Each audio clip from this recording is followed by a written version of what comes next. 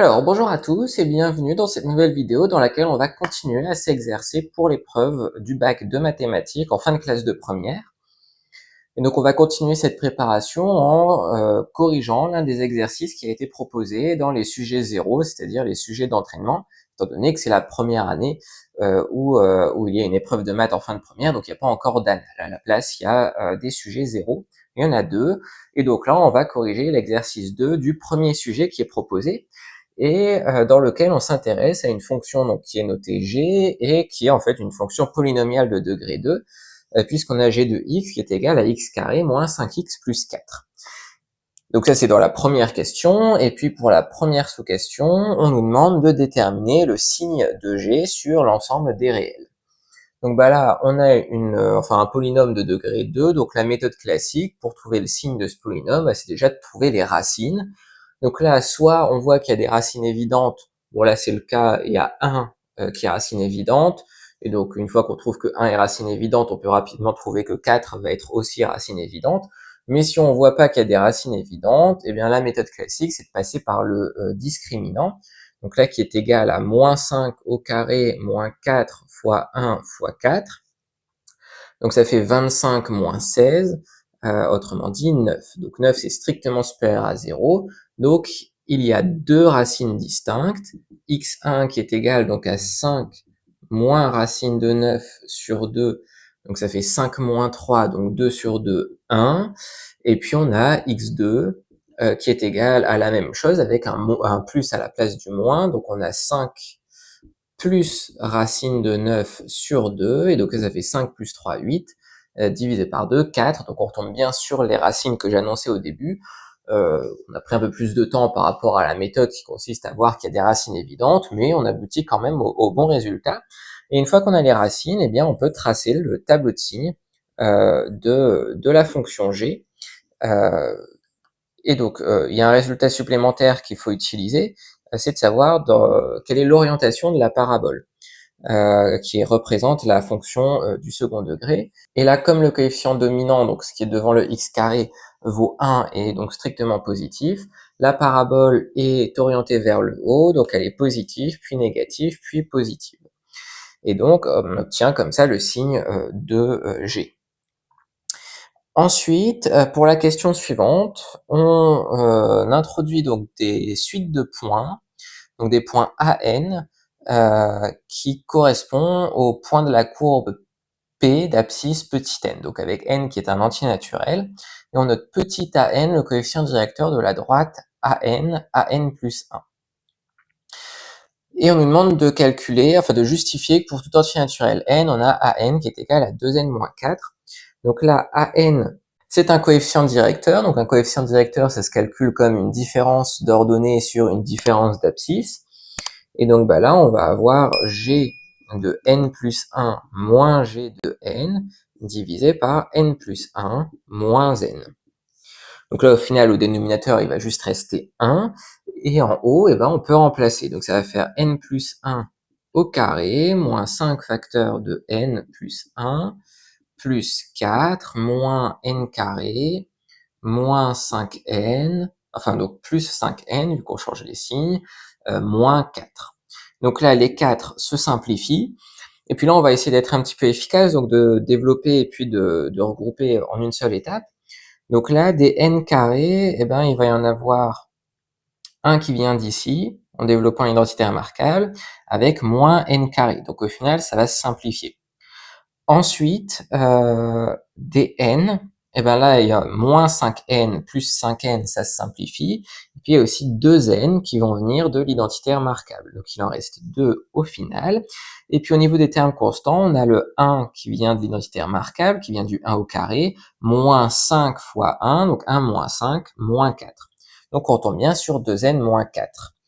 Et puis finalement, on nous demande de trouver la nature de la suite AN. Et donc bah là, pour pouvoir répondre à la question, il faut connaître ses résultats de cours. Donc généralement, quand on demande la nature d'une suite, la réponse c'est soit arithmétique, soit géométrique. Et là, on retombe sur l'expression d'une suite arithmétique qui va avoir pour premier terme moins 4 et de raison 2. Donc dans la suite de l'exercice, on introduit une fonction f, donc qui est égale à x-5 plus 4 sur x, et puis dans un premier temps, on nous demande de montrer que la fonction f et la fonction g sont liées, donc exprimer l'une en fonction de l'autre. Donc ici, on a f de x qui est égal à, si on reprend la définition de l'énoncé, donc x-5 plus 4 sur x, et puis là, vu qu'à la fin, on veut g de x sur x, bah, le truc logique, c'est de réduire au même dénominateur. Donc là, on va avoir x carré moins 5x plus 4 sur x. Et là, comme par magie, on retombe sur la fonction g au numérateur. Donc, tout va bien.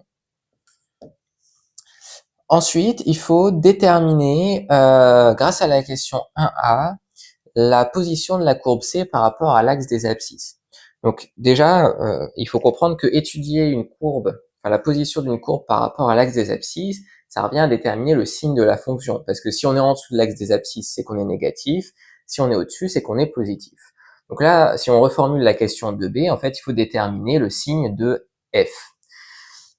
Et f, on vient de dire que c'est g de x sur x. Et là, quelque chose d'important à remarquer, c'est qu'on travaille sur l'intervalle 0, 5, 8. Donc là, x, il est toujours positif, ce qui veut dire que f et g ont le même tableau de signes. Et donc bon, je l'ai effacé, mais si je me souviens bien, on avait donc 1 et 4 comme racines, et puis comme la fonction est orientée, enfin la parabole est orientée vers le haut, on a plus, moins, plus. Et donc ça, c'est le signe de f de x. Et donc, pardon, donc ça c'était donc le signe de g de x, mais nous, de ce fait-là, on travaille sur l'intervalle 0, 5, 8, donc ici, il faut changer les bornes de l'intervalle. Mais on obtient ceci. Et donc, pour vraiment répondre à la question, donc quand on est entre 0, 5 et 1, ou entre 4 et 8, eh bien, la courbe est au-dessus de l'axe des abscisses. Quand on est entre 1 et 4, elle est en dessous de l'axe des abscisses. Ensuite, pour la question 2c, c'est une histoire de calcul de dérivée. Donc, il faut dériver f'. Donc là, ici, on va repartir de la formule initiale. On admet dans l'énoncé que f est dérivable. Donc, on va avoir f' de x qui est égal donc à la dérivée de x1, la dérivée de moins 5, ça fait 0, et la dérivée de 1 sur x, ça fait moins 1 sur x carré. Donc, on va avoir moins 4 sur x carré. Et puis là, on réduit au même dénominateur, donc ça fait x carré moins 4 sur x carré. Et puis là, on reconnaît une identité remarquable de la forme a carré moins b carré. Donc ça se factorise comme x moins 2, facteur de x plus 2 sur x carré. Et c'est la formule à laquelle on est censé aboutir. Ensuite, bon, généralement, quand on calcule une dérivée, il faut déterminer son signe, parce que c'est ça qui va être informatif. Et donc là, bon, bah, le x carré, il est positif tout le temps. X plus 2 sur l'intervalle de travail, c'est toujours positif, ce qui veut dire que le signe de f', eh bien, ça va être le même que le signe de x moins 2. Et donc x moins 2, eh bien, ça va être négatif quand on est avant 2 et positif quand on est après 2. Donc là, on a signe de f' de x. Alors oui, non, pardon, c'est pas le signe qu'on nous demande dans la question 2D, c'est les variations. Mais bon, de toute façon, pour trouver les variations de la fonction f, il faut d'abord trouver le signe de sa dérivée. Et les variations de f, et bien maintenant, on peut les déduire du signe de la dérivée. Elle sera décroissante, puis croissante. Et puis, enfin, pour terminer, il faut réaliser un schéma de l'allure de la courbe C. Donc C, j'imagine que c'est la courbe de f. Oui, c'est ça. Donc, eh ben là, on va avoir donc les deux axes. On va avoir, admettons, 0,5 ici et 8 là. Et puis, bon, bah, ce qui peut être pas mal à faire, c'est déjà de calculer f de 2, et même f de tout ce qu'on a d'ailleurs, pour avoir une idée de où on démarre et de où on termine.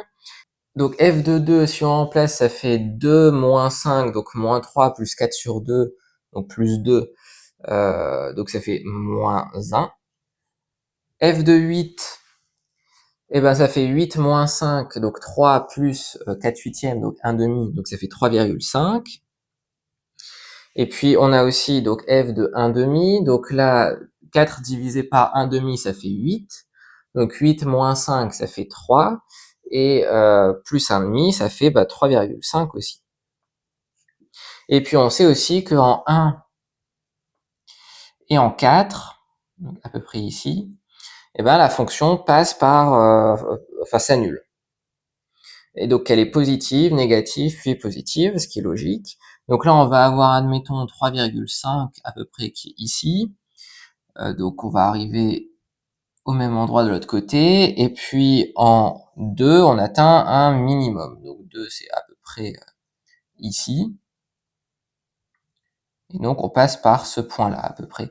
Donc finalement, on va avoir quelque chose qui est comme ça à peu près. Alors en réalité, je pense qu'ici, c'est pas trop censé ressembler à ça parce que le 1, il est un peu bas, mais disons que c'est censé ressembler plutôt à quelque chose. Alors pas ça non plus, mais quelque chose comme ça. Ou certainement qui descend un peu plus. Ah voilà, comme ça c'est pas mal. Bon, alors évidemment, c'est difficile entre les points particuliers qu'on a calculés, donc à 1,5, en 2, en 8, en 1 et en 4, c'est difficile de connaître à peu près, enfin précisément l'allure de la fonction, mais ça ressemble à peu près à ça. Donc on va pouvoir s'arrêter là puisque c'était la dernière question de cet exercice. Donc j'espère que la vidéo vous aura été utile d'une manière ou d'une autre. Si c'est le cas, vous pouvez laisser un j'aime et puis vous abonner à la chaîne. Et je vous dis à très vite pour de prochaines vidéos.